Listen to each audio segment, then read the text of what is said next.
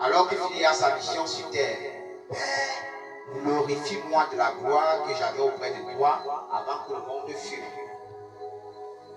Ça veut dire, avant le fondement de la terre et tout ce qui existe, Jésus est auprès du Père. Quand il vient faire sa mission, le Père lui retire sa puissance. Il lui dit, il ne faille pas que tu sois un pécheur. Tu vas devenir un être humain, comme Adam. Manifesté sur terre sans rapport sexuel. Il n'aime pas le fruit des rapports sexuels. Adam n'est jamais venu des fruits du rapport sexuel. Jésus ne viendra pas aussi des fruits du rapport sexuel.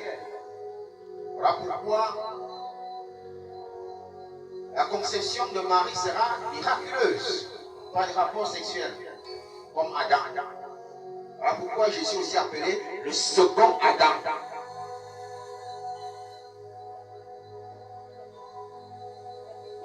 Dans le Genèse chapitre 1, à partir du verset 26, la parole de Dieu dit ceci.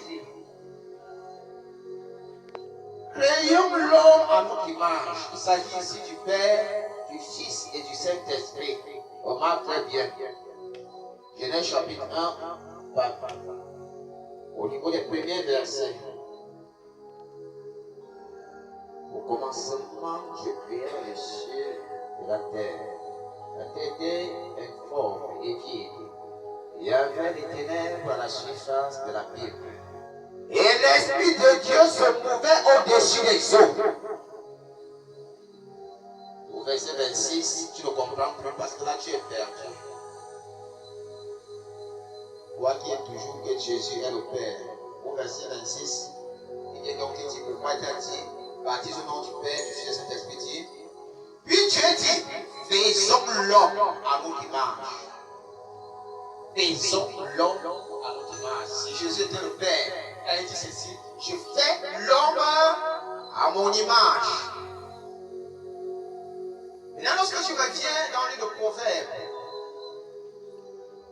8, c'est là que tu comprends que, en fait, lorsque dans le livre de Genèse chapitre 1, verset 26 est écrit, faisons l'homme à notre image, c'est parce qu'à ce moment-là, lorsqu'il faille créer, le Père, le Fils et le Saint-Esprit sont là, en train de créer. Parce qu'il y a beaucoup vraiment qui ne comprennent pas la Trinité. Beaucoup ne comprennent pas la Trinité. Nous sommes donc là, livre de Proverbes, chapitre 8, à partir du verset 22. L'Éternel m'a créé la première de ses œuvres. C'est Jésus qui parle ici. L'Éternel m'a créé la première de ses œuvres.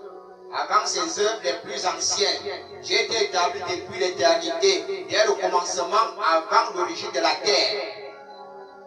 Voilà pourquoi il dit, là on lit de Jean chapitre 17, au verset 5, Père, glorifie-moi de la gloire que j'avais auprès de toi, avant que le monde fût. J'ai été établi depuis l'éternité, dès le commencement, avant l'origine de la terre, je fus enfanté, quand il n'y avait point d'abîme. Ça veut dire, lorsque le Saint-Esprit se mouvait, il est là.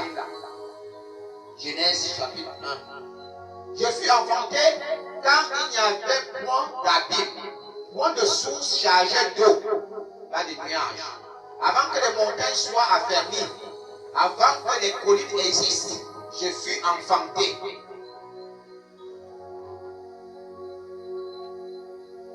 Pourquoi maintenant on dit enfanté? Jésus est première créature du Père. Enfanté, ça veut dire il a été accepté, engendré comme enfant. Nous naissons créatures de Dieu, mais nous devenons enfants de Dieu. Parce que Dieu nous a aidés, parce que nous avons accepté de marcher selon cette voie.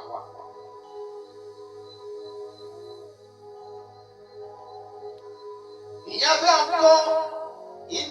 encore fait ni la terre, ni les campagnes. Donc, au moment aussi où le Saint-Esprit se mouve dans l'espace vide, Jésus est là, avec le Père. Il n'avait encore fait ni la terre, ni les campagnes, ni le premier atome de la poussière du monde. Lorsqu'il disposa les cieux, j'étais là. Lorsqu'il traça un cercle à la surface de l'abîme, lorsqu'il fixa les nuages en haut et que les sources de l'abîme jaillirent avec force, lorsqu'il donna une limite à la mer pour que les eaux n'en franchissent pas les bords, lorsqu'il posa les fondements de la terre, j'étais à l'œuvre auprès de lui. Père, glorifie-moi de la gloire que j'avais auprès de toi avant que le monde fût.